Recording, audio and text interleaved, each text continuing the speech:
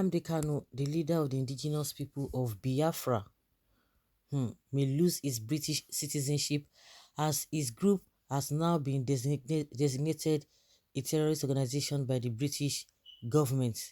The United Kingdom on Thursday finally accepted Nigeria's classification of the group as a terrorist organization. This is following widespread killings and acts of lawlessness in the southeast regions by individuals and members loyal to the group. Initially, the UK did not recognize the Nigerian government's classification of the group until recently, exactly 4 days after the gruesome murder of a military couple in Imo State. Politics Nigeria recalls that the group beheaded an army couple who were on their way to Imo State for their traditional wedding. The British government has also ordered for the group's exclusion from its asylum program. IPOB is proscribed as a terrorist group by the Nigerian government, and members of the group and its paramilitary wing, the Eastern Security Network, created in December 2020, have reportedly committed human rights violations in Nigeria. If a person has been involved with IPOB or an affiliated group, MASOB or any other Biafran group that incites or uses violence to achieve its aims, decision makers must consider whether one or more of the exclusion clauses under the Refugee Convention is applicable.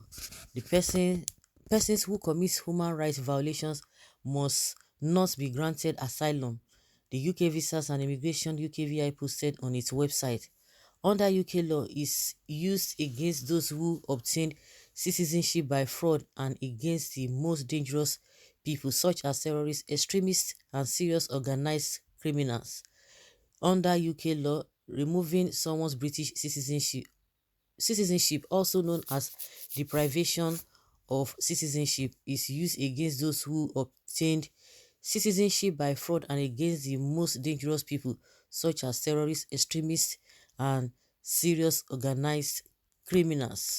Okay, so recently we said none of these countries, as Nigeria has been fighting so hard, the federal government of Nigeria has been fighting so hard to declare them terrorist group, to see them as terrorist group. And some days back we were still saying that they have not listened to the Nigerian government, but from what we are getting now, and that is exactly what they've already done, because of the constant unrest that has been happening in that zone. And we have told some of those people who are always coming out to say unknown government, well done, this and that. I don't understand whether they are just out there to tarnish the image, because the group has always come out to say no. Is this based on their own findings, or based on what the Nigerian government said, or based on what has been happening?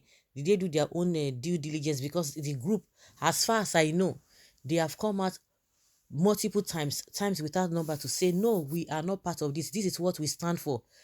This is what we stand for. And for some people who are saying that oh, this whole thing is organized by the government, that just to make sure that the north and the southeast are on the same page, so that it won't be as if it is only the north that they are always referring to, where they have an insurgency and all of that. And whether, a lot of people are almost also online too, they will be supporting this unknown government. We say this thing you guys are talking about, it doesn't make sense, because the leadership of the group has come out times without number to say no, we know nothing about it. But some of the followers, whether they are paid agents or not, they will tell you this and that. And also, this man, I don't know if you know much about what it stands for. What is this man's name? Ekpa, Simon Ekpa. What does it stand for? Because I don't really know where it stands. Because all the time coming out to issue threats and what have you, when those threats are being carried out, before you could say Jack Robinson, they will say, oh, you are the people, or you are the one who said this, and they will use your words against what they are going to be saying, using your words against you. Well, let's see how it goes, because definitely with this new development that I just come out now, we expect the IPOB, the spokesperson for IPOB, Ima Powerful, to come out and shed more light on this. And I've been saying it. And one thing I know that the IPOB member, the leadership has done, is to be able to bridle their tongues to know what and what to say and what not to say, because I said it some time ago that what you say is what they are using against you. Once you say something, maybe you are using it as a threat, some people somewhere will go and carry out that act, and how are you going to defend it? Because you said it, but coming back to say no, I never did that, we didn't do that, it is going to be difficult. So now, based on what the US or the UK government is trying to say now, did they do their own due diligence, or based on what Nigeria government has been pressuring them to accept them as a this thing? Well, I'm not even surprised. Every reasonable person will think so. Killing innocent people and destroying properties in the name of agitation is simply an act of terrorism. IPOB has derailed and may not recover again. Someone say, okay, what of a Fulani elders? Those ones, they are in Nigeria. They are not they you know what they stand for, so you don't be comparing them. And who is going to lose, if at all? Because I've always said it, that if they involve in all these killings and what have you, definitely it will jeopardize the struggle. And that is why I still believe, when they come out to say that no, we know nothing about all these killings happening in the southeast, I still believe them, because it will be very, very unfair, or very, very unfortunate, that they are the ones behind this whole thing, and you are talking about a struggle or Biafra nation. It's going to be difficult, because somebody who is sensible will not even involve in that. And one thing I know that they've been able to correct is all this issuing, talking and talking and issuing some threats. I think that one has been minimized. It has been minimized so well. They've minimized that so well. So they just have to be careful.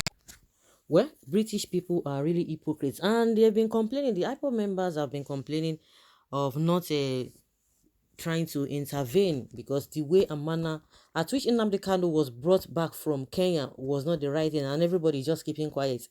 The Nigerian government cannot come out and say, oh, this is what exactly what we did constitutionally, or whether by international standard. They could not tell us that. Well, we still keep our finger crossed to know exactly what will happen at the end of the day. Biafrans are not British. Being a white monkey is not a next to salvation.